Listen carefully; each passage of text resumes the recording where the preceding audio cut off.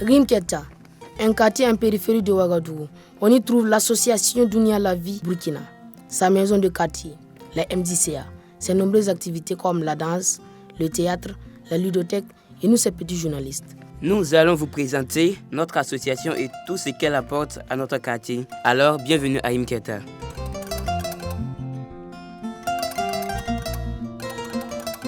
Les activités sont proposées et animées par les habitants du quartier, ce qui veut dire qu'il y a beaucoup de potentiel, de talent, de capacité à mettre en valeur. Et je pense que c'est la première mission de la MJCA, c'est de permettre un cadre d'expression et de découverte de soi pour pouvoir s'engager dans la vie et améliorer les conditions de vie. Mes enfants particulièrement arrivent à faire du sport ici et j'arrive tout simplement à participer aux activités que la MJCA mène et pour tout simplement développer l'esprit de l'enfant. Quand l'esprit de l'enfant est développé et les connaissances que nous donnons, et ça passe très facilement. La MJCA fait vivre le quartier.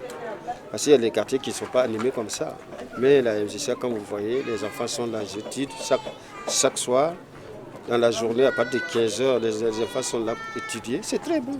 C'est quelque chose, un soutien à la jeunesse, de pouvoir évoluer dans les études. On a des activités en appui aux élèves comme aux établissements. Aussi, pour cette année, on a mis en place une activité que nous appelons le Forum des métiers. Il y a eu en fait des centres de formation professionnelle, il y a eu l'ANPE, il y a eu le CIOSPB, il y a eu les écoles supérieures. Et les enfants sont venus trouver les informations, en fait, les différentes filières possibles au Burkina, la durée de formation, le diplôme et les débouchés.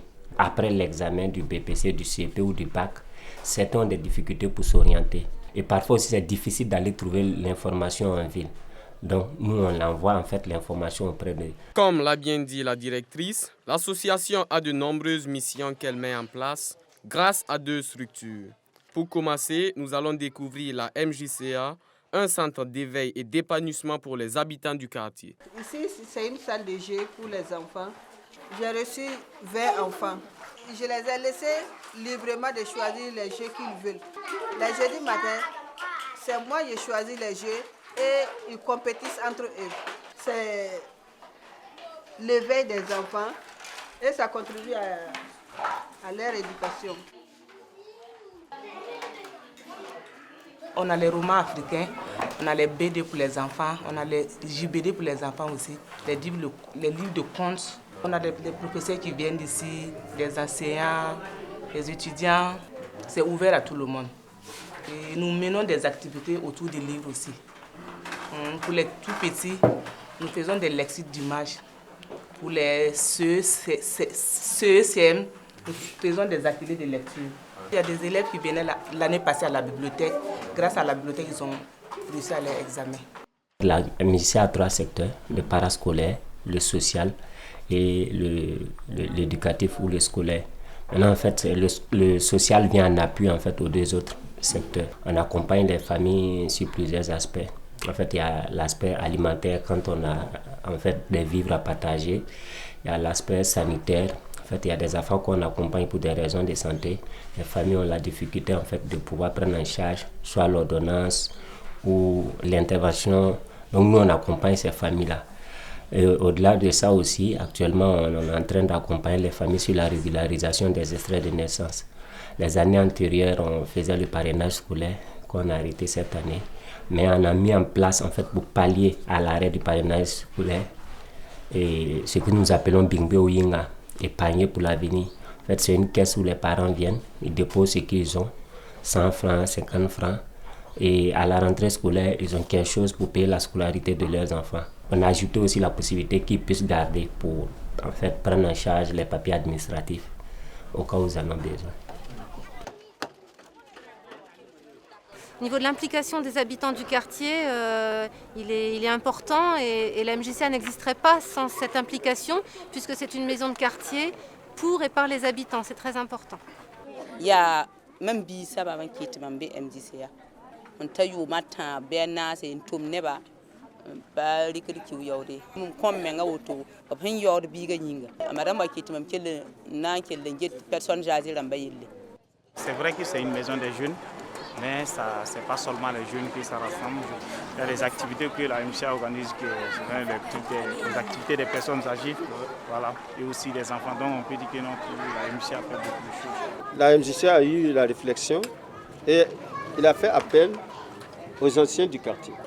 Après, on était convoqués en réunion, ils ont dit voilà, la dernière fois que vous étiez avec nous, on est d'accord, on est content. Mais nous, à la MCA ici, nous voulons que les anciens viennent former un bureau et travailler avec nous. Ça a commencé par 10 personnes, par 20 personnes, par 30 personnes. Aujourd'hui, tous les quartiers viennent. On a une liste de 100 personnes comme ça qui viennent.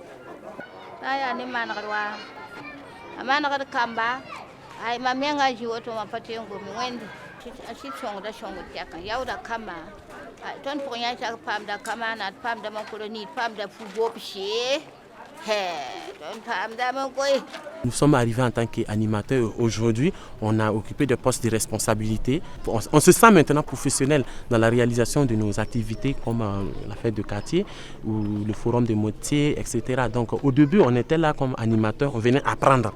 Et aujourd'hui, on peut s'estimer heureux d'être aussi un animateur ou encadreur professionnel. Depuis 2007, la MJCA offre la possibilité de participer à de nombreuses activités parascolaires qui contribuent à notre épanouissement. Il y a des sorties que nous organisons 2 fois par mois où nous amenons les enfants de Rimketa en ville pour qu'ils voient un peu ce qui se passe dans les grands centres comme l'Institut français. Voilà. Et aussi, nous organisons un jeudi de conte.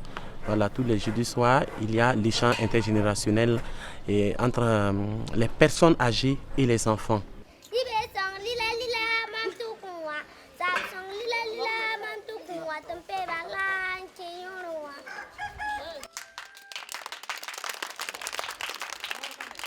Les enfants ont le choix dans le quartier, ils désirent participer à l'activité qu'ils aimeraient faire ou ce qu'ils aimeraient être dans l'avenir. Ils ont eu à faire la restitution des ateliers artistiques de danse, les ateliers de théâtre, les ateliers de peinture, de dessin, les ateliers de décoration, les ateliers d'initiation au métier journalisme.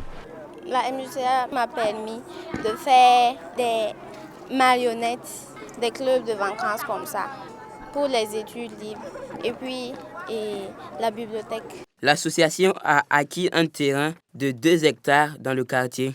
On y trouve déjà un hangar où des étudiants viennent travailler, un forage et un château d'eau. Des soirées culturelles y sont organisées de temps en temps. De nombreux aménagements sont également prévus pour faire de ce lieu l'espace d'intervention privilégié de l'association. L'avantage pour moi ici, c'est que les tableaux, je suis là presque tous les jours. Les matins pour travailler, utiliser le tableau.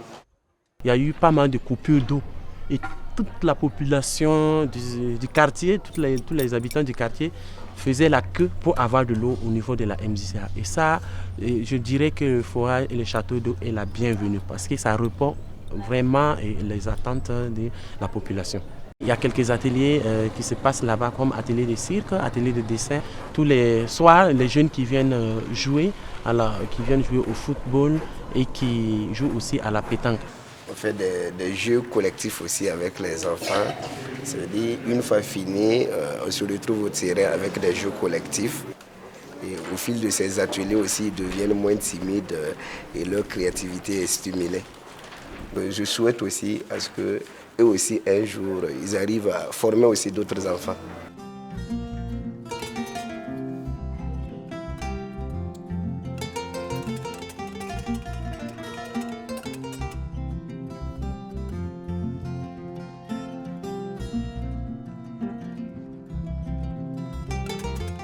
Maintenant, allons faire un tour du côté du CBNF, à 2 pas de la MJCA.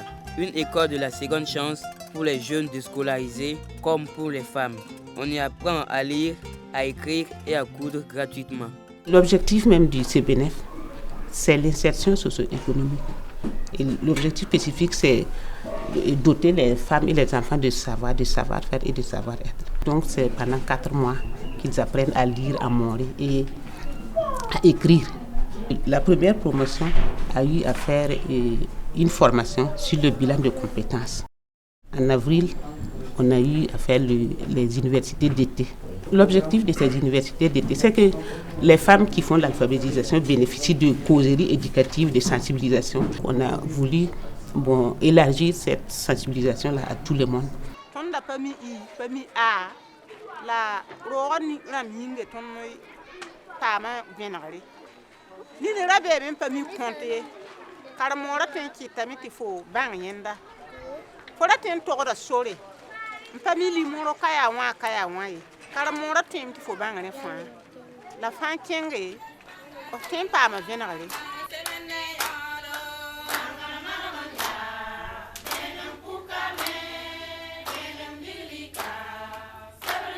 J'arrive à faire ce travail grâce à l'appui des responsables de la MJCA parce que je suis une formation.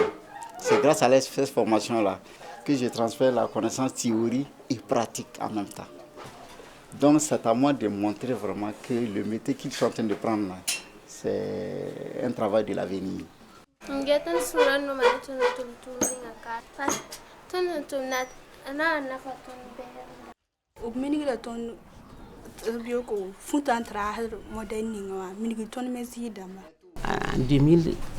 2013-2014, là, c'est devenu une école de couture parce qu'on suit le programme national. Les enfants non scolarisés qui étaient à la maison, ils n'ont rien à faire. Donc, ça fait un métier, un apprentissage de métier pour eux. Ça permet aux enfants de préparer leur avenir. Bon, la MJCA a mis une enseignante en place pour pouvoir donner les cours d'appui, surtout en français, savoir lire et écrire.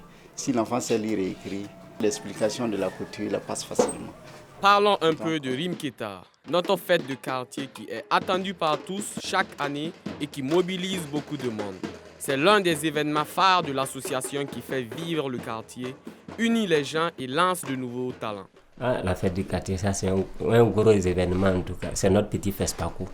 C'est vraiment un moment festif où en tout cas les gens du quartier viennent s'amuser puisqu'on a un marché où il y a à manger, on a des maquis où les gens viennent se restaurer. Mais le soir, on a ce que nous appelons le podium.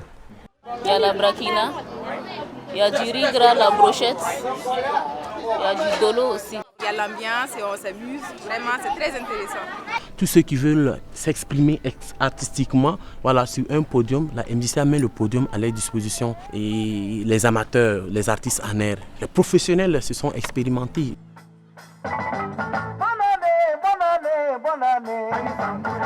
Et c'est avec un grand plaisir que je vous retrouve ce soir pour la 3e édition de Rimketa.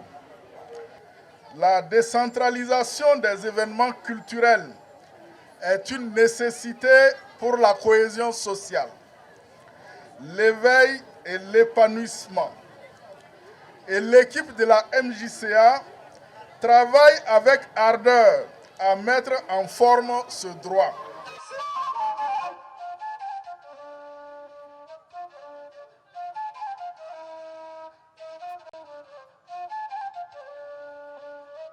L'expression et la préservation de nos richesses culturelles avec Rimketa, c'est une scène ouverte qui est proposée aux artistes, adultes, jeunes et enfants du quartier et des alentours.